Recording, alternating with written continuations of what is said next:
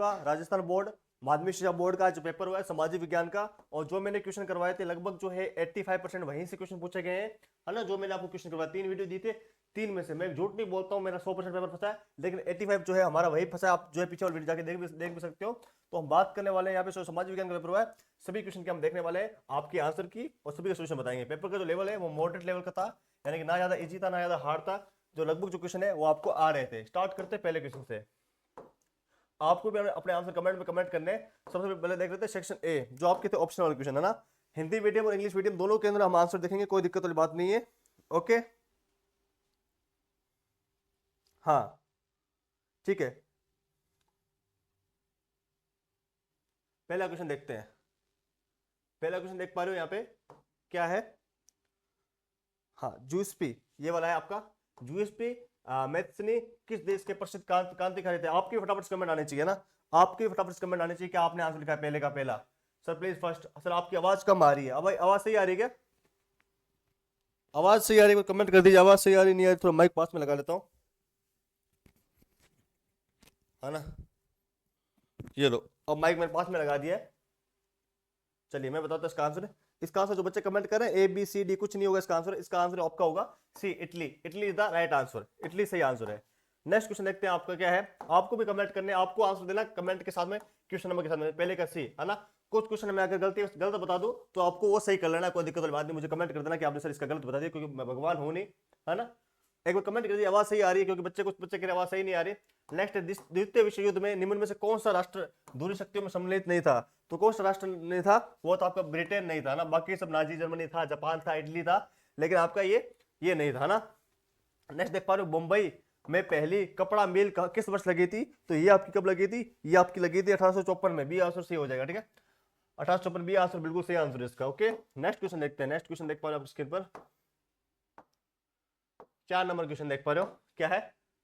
हाँ, रामचरितमानस पुस्तक किसने लिखी थी? अभी तो दूसरे का आंसर बता रहे हो, मैं चौथे क्वेश्चन में पहुंच गया भाई। ओके, रामचरितमानस पुस्तक किसने लिखी थी? ये आप मेरे को आवाज चेक कर लेता हूं, बच्चे की आवाज कम आ रही है। एक बार मैनेज कर लेना, कोई दिक्कत वाली बात नहीं अगर आवाज कम आ रही है तो, है ना। तो इसका आंसर क्या हो जाएगा? जो नेक्स्ट क्वेश्चन है इसका आंसर हो जाएगा आपका वाल्मीकि नहीं होगा, सूरदास नहीं होगा, कबीर नहीं होगा, तो क्या होगा? तुलसीदास। तुलसीदास बिल्कुल सही आंसर है। रामचरित पुस्तक किसने लिखी थी?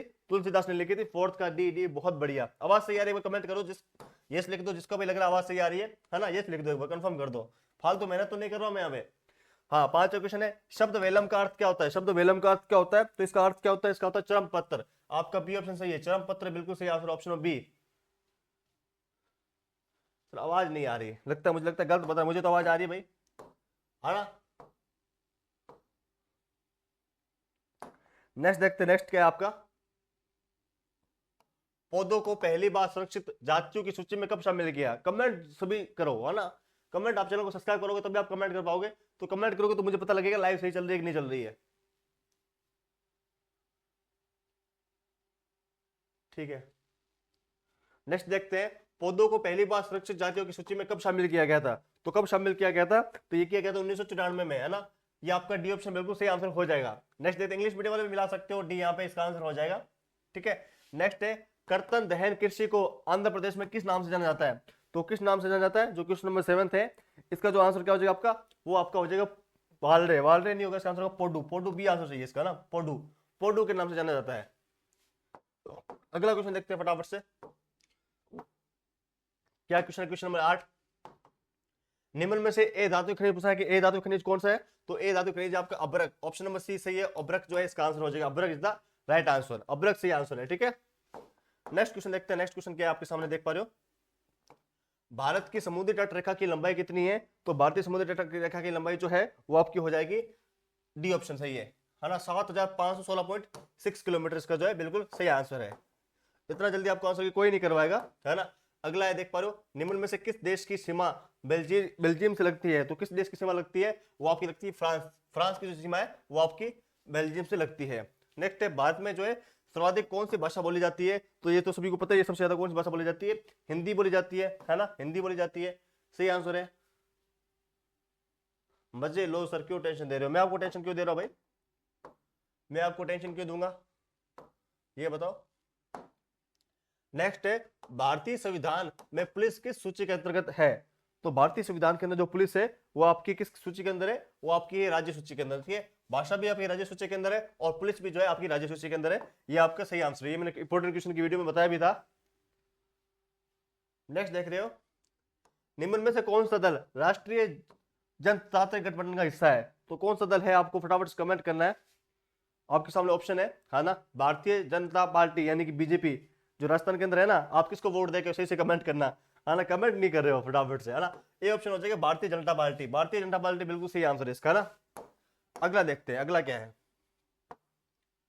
अगला क्वेश्चन देख पा रहे हो आप, क्या है आपके सामने, निम्न में से कौन सी राजनीतिक दल जो है, पूछा गया आपसे, निम्न में से कौन सी राजनीतिक दल जो है, ये तो भी कर लिया है। हाँ, निम्न में से कौन सी राजनीतिक दलों को मान्यता देता है, कौन सी राजनीतिक दलों को मान्यता देता है? जो क्वेश्चन नंबर 15 है आपका ना, 14 सॉरी, वो आपका विधि आयोग नहीं, विधि आयोग नहीं होगा, अल्पसंख्यक आयोग भी नहीं होगा, राष्ट्रीय महिला आयोग भी नहीं होगा, वो आपका हो जाएगा चुनाव आयोग। चुनाव आयोग की आप भी जानते हो कि राजनीतिक दलों को देता है, चुनाव से ही तो है राजनेता चुना जाता है ना। ओके सर, आपने कब से पढ़ना शुरू किया था? मजे ले रहे हो आप सभी बच्चे हैं, ले लो भाई। नेक्स्ट देख पा रहे हो, क्या है आपके सामने, भारतीय कौन सी धातु के सिक्के मुद्रा के रूप में इस्तेमाल करते थे? तो कौन से करते थे? चांदी, सोना, तांबा या फिर ये सभी? तो है, जब मुद्रा के रूप में बात करें धातु के सिक्के, तो धातु के सिक्के चांदी भी है ना, तांबा भी है और सोना भी है। तो ये सारे रूप जो है मुद्रा के रूप में इस्तेमाल हो सकते हैं। तो ये आपका ये सभी बिल्कुल सही आंसर हो जाएगा। ओके, चलिए नेक्स्ट क्वेश्चन देखते हैं फटाफट से। हाँ, क्वेश्चन नंबर नेक्स्ट देख पर, नर्मदा नदी कहां पर स्थित बांध है? नर्मदा नदी कहां पर स्थित बांध है? नर्मदा नदी किस स्थिति पर बांध है पूछा गया आपसे, तो इसका आंसर क्या हो जाएगा? ये आपको बताने वाले कोई दिक्कत वाली बात नहीं है, सब क्वेश्चन के आपको आंसर मिलेंगे।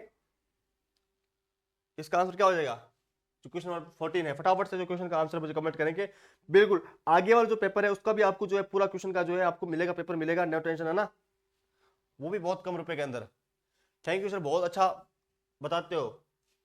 भावेश नाम है मेरा, बहुत बढ़िया भावेश नाम है आपका। तो इसका आंसर क्या हो जाएगा? जो इसका आंसर हो जाएगा आपका जो क्वेश्चन नंबर 16 है, सरदार सरोवर बांध। ऑप्शन नंबर ए सही है, नर्मदा नदी पर कौन सा है? सरदार सरोवर बांध हो जाएगा। अगला क्वेश्चन देख लेते हैं। अगला क्वेश्चन क्या आप सामने देख पा रहे हो, दूरसंचार का सबसे आधुनिक माध्यम कौन सा है? दूरसंचार का सबसे आधुनिक माध्यम कौन सा है, ये आपसे पूछा गया है। तो दूरसंचार का सबसे आधुनिक माध्यम कौन सा है? टेलीग्राफ तो पुराना है, आधुनिक नहीं, आधुनिक मतलब नया, मॉडर्न, है ना। टेलीफोन भी नहीं है, फैक्स भी नहीं है, ईमेल, ईमेल आपका मॉडर्न है। बिल्कुल इजी सा क्वेश्चन है ना, जो थोड़ा बहुत नॉलेज लेता था वो इसका आंसर दे पाएगा। क्या आंसर हो जाएगा आपका? इसका आंसर हो जाएगा आपका, बिल्कुल बिल्कुल बिल्कुल आपको मैं दूंगा, कोई दिक्कत वाली बात नहीं है ना। नेक्स्ट देखते हैं। हाँ, अगले पेपर की जो पीडीएफ है मैं बताऊंगा किस प्रकार से डाउनलोड करनी है आपको, है ना। अगले जो पीडीएफ है, अगले जो पेपर होने वाला आपका, है ना, उसकी पीडीएफ भी आपको हमारे यूट्यूब चैनल के अंदर मिलेगी, टेंशन मत लेना है ना। वो भी मैं आपको दूंगा, बिल्कुल आपको टेंशन नहीं लेनी है ना। चलिए एक बार अगला क्वेश्चन देख लेते हैं, फिर हम बात करते हैं। अगला जो पेपर आपका कौन सा पेपर है? मैथमेटिक्स का पेपर है ना, या सॉरी साइंस का पेपर है। 21 मार्च को साइंस का पेपर आपको हुबहू छपाऊंगा, लगभग 85% क्वेश्चन मिलवाऊंगा। बस आपको जो बोलूंगा लास्ट में वो काम कर लेना है ना, इस वीडियो को पूरा देखना है, आपको वो काम करना है, आपको जो है पूरा छपेगा पेपर, कोई दिक्कत वाली बात नहीं है। अगला देख लेते हैं, अगला क्वेश्चन देख लेते हैं फटाफट से। अगला क्वेश्चन कौन सा है? नेक्स्ट है, यहाँ पे अंतिम क्वेश्चन है आपका ऑप्शन वाला ना, ये क्वेश्चन अंतिम क्वेश्चन है ऑप्शन वाला, कोई दिक्कत वाली बात नहीं है। अंतिम क्वेश्चन ऑप्शन वाला है आपका ना। क्या क्वेश्चन देखिएगा, उपभोक्ता सुरक्षा अधिनियम कब लागू किया गया? क्या है आपका क्वेश्चन? उपभोक्ता संरक्षण अधिनियम कब लागू किया गया था? तो कब लागू किया गया था? 1986 के अंदर, 1985 के अंदर, 1999 के अंदर, फिर 1994 के अंदर। तो इसका आंसर क्या हो जाएगा आपका? 1900, यहाँ पे हो जाएगा आपका 1986 के अंदर। 1986 के अंदर जो इसका आंसर हो जाएगा, ग्रुप देखना व्हाट्सएप आपका, देखो मैसेज 1986, 1986 इसका बिल्कुल ऐसे ही आंसर है। ठीक है, किसके किसके 90 प्लस आ रहे हैं बताओ, इनमें से कितने क्वेश्चन सबके सही हो रहे हैं? हाँ, 1986 बिल्कुल सही आंसर है ना। चलिए अगला क्वेश्चन देख ले फटाफट से। ओके, अब मुझे कमेंट तो करो कम से कम यार, 12-16 लाइव देख रहे हो लेकिन ये नहीं पता कि किसके कितने क्वेश्चन सही हो रहे हैं। अभी देखें, रेगिस्तान की पूर्ति करें, चलो रेगिस्तान की पूर्ति करते हैं। ओके, रेगिस्तान की पूर्ति करते हैं। रेगिस्तान की पूर्ति करें उससे पहले मैं आपको एक इंपॉर्टेंट अपडेट दे देता हूँ, है ना। पहले आप ये देख लीजिएगा, रेगिस्तान की पूर्ति भी करेंगे, नो टेंशन, है ना। रेगिस्तान की पूर्ति भी करेंगे, टेंशन मत लीजिए आप बिल्कुल भी। उससे पहले आप ये थोड़े इंपॉर्टेंट अपडेट मैं आपको दे देता हूँ, क्या अपडेट है, कुछ कुछ कहता है कि भाई मुझे इंपॉर्टेंट क्वेश्चन चाहिए जो मैं एग्जाम के लिए पढ़ लूँ, है ना। तो उसकी एक नॉमिनल फीस रखी गई है, मैं बता देता हूँ। जो नॉमिनल फीस कितनी रखी गई है, वो रखी गई 99 RS, है ना। 99 RS जो आपकी है वो आपकी नॉमिनल फीस रखी गई है। वो मैं बताता हूँ कहाँ आपको पेमेंट करना होगा, है ना। वो सब चीजें मैं आपको समझा देता हूँ, जहां से आप बिल्कुल चीजें कर सकते हो, कोई दिक्कत वाली बात नहीं है। ओके, हाँ, जिसकी नॉमिनल फीस रखी गई 99 रुपीज, है ना। जिसको भी पेपर चाहिए ना, इंपॉर्टेंट क्वेश्चन, जैसे मैंने कि बहुत से लोगों को दिया था, लगभग जो है 100+ लोगों ने लिया था उसको, है ना। जो मैंने आपका समाज विज्ञान का पेपर दिया था, है ना, लगभग 100+ लोगों ने उसको लिया था। तो यहाँ मैं बात करने वाला जो साइंस का पेपर है वो भी मैं आपको देने वाला हूँ, है ना। ओनली जो इंपॉर्टेंट क्वेश्चन है वो आपको मिलेंगे, ठीक है। इसके बाद हम रेगिस्तान की पूर्ति वाले क्वेश्चन भी करेंगे, नो टेंशन, है ना। क्योंकि कुछ बच्चे हैं वो चाहते हैं कि मुझे खाली इंपॉर्टेंट क्वेश्चन पढ़ना पड़े और कुछ ना पढ़ना पड़े, उनके लिए बता देता हूँ। ये आप देख पा रहे हो, स्कैनर आपके सामने होगा, आपको बस यहाँ पे फोन पे करना है। फोन पे करने के बाद आपको नंबर देता हूँ, उस नंबर पर मैसेज आपको करना पड़ेगा। नंबर क्या है, नंबर आप, मैं बताता हूँ नंबर आपके क्या है ना। यहाँ पे आपको बस 99 का पेमेंट करना है इस नंबर पे, है ना। मैं लिख देता हूँ, इसके बाद हम करेंगे ना 99 RS पेमेंट करना है आपको इस स्कैनर पर, है ना। और उसका स्क्रीनशॉट ले लेना है ना, जो आपका साइंस का पेपर होने वाला है उसके लिए।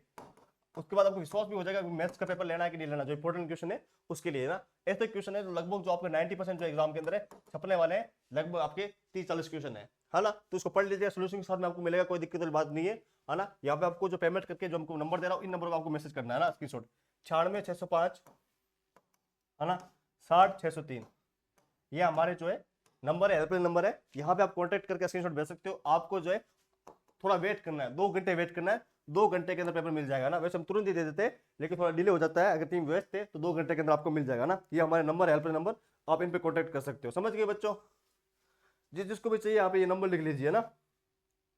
जो बच्चा चाहता है कि साइंस के अंदर मैं फेल ना हो जाऊं, है ना, मुझे 80% ऊपर लेके आना है, उन बच्चों के लिए। जो होशियार बच्चे हैं वो पढ़ते रहो, कोई दिक्कत नहीं है। जो होशियार बच्चे हैं वो पढ़ते रहो, उनको मैं नहीं कह रहा। जो ऐसे बच्चे जो कह रहा पास होना चाहते हैं या फिर 80 नंबर लेके आना चाहते हैं साइंस के अंदर, तो वो स्कैनर यहाँ पे देख पा रहे हो, एक बार अपनी तैयारी भी कर सकते हो। यहाँ पे स्कैनर है, आप इसको स्कैन करके जो पेमेंट है वो ऑनलाइन कर सकते हो, है ना। इन नंबरों से भी आप स्कैनर ले सकते हो, कोई दिक्कत वाली बात नहीं है ना। 96 605 60 603, ये हमारे जो है हेल्पलाइन नंबर है। आप कभी भी कॉन्टेक्ट करके जो यहाँ पे चीजें कर सकते हो। चलिए ठीक है, अब अगले क्वेश्चन कराओ।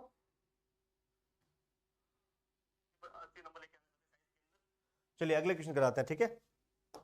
अगले जो क्वेश्चन है वो आपके सामने अगले क्वेश्चन प्रस्तुत करता हूं फटाफट से। ये लो, समझ गए। जिसको पीडीएफ लेनी है वो मैंने बता दिया ना। बाकी मैं प्रचार में करता नहीं हूं, आपने पीछे वाले भी लाइव देखे होंगे, लेकिन कुछ जरूरतमंद बच्चे होते हैं, चलो करवा देते हैं उनके लिए कुछ चीजें, है ना। तब पहले पेमेंट करना है, ऐसे नहीं करना है मैसेज, है ना, पूरा आपका वेरीफाई होगा। फिर ऐसा नहीं कि मुझे आप स्क्रीनशॉट चिपका के दे दो, वो नहीं चलेगा यहाँ पे। क्योंकि ये जो है टीम की फीस है, जो हमारी टीम बनाती है, जो टीचर बनाते हैं उसकी फीस है ना। तो इसका चार्ज में आपके लिए 1000 रुपये भी रह सकता है, 1000 रुपये भी आजकल कोई बड़ी बात नहीं है ना। ये चीज आपको ध्यान रखनी है। चलिए रेगिस्तान की पूर्ति करते हैं। एक और क्वेश्चन है भाई, ये क्वेश्चन है इन 1848 ए France artist prepared A series for 4 paintings. फटाफट से इसका जो आंसर है मुझे कमेंट करना है, क्या आंसर हो जाएगा इसका। कमेंट कीजिएगा फटाफट से इसका आंसर, देखते हैं कौन जवाब दे पाता है। फटाफट से इसका आंसर कमेंट कीजिएगा, ठीक है। इसका जो आंसर है आपको फटाफट से कमेंट करना है, ठीक है। इसका जो आंसर हो जाएगा आपको क्या हो जाएगा, हाँ, अब आपको हो जाएगा फ्रेडरिक सूरी, है ना। क्या हो जाएगा, फ्रेडरिक सूरी। मैं लिख देता हूं यहाँ पे, फ्रेडरिक सूरी जो इसका आंसर है वो आपका हो जाएगा ना। नेक्स्ट है हीराकुद बांध कहाँ स्थित है, तो हीराकुद बांध है महानदी पर, है ना। और पहले कौन सा आया था आपका, नर्मदा नदी पर आया था ना, जो सरोवर बांध है। भूदान आंदोलन किसके द्वारा प्रारंभ किया गया, तो भूदान आंदोलन जो है विनोबा भावे, किसके द्वारा, विनोबा भावे द्वारा किया गया, विनोबा भावे, है ना। विनोबा भावे इसका आंसर हो जाएगा, ठीक है। नेक्स्ट देख पा रहे हो श्रीलंका में सिंहली भाषा अधिकांश लोग धर्म है, तो कौन से लोग हैं, वो आपके हैं बौद्ध धर्म के, बुद्ध धर्म बोलते हैं आप, है ना।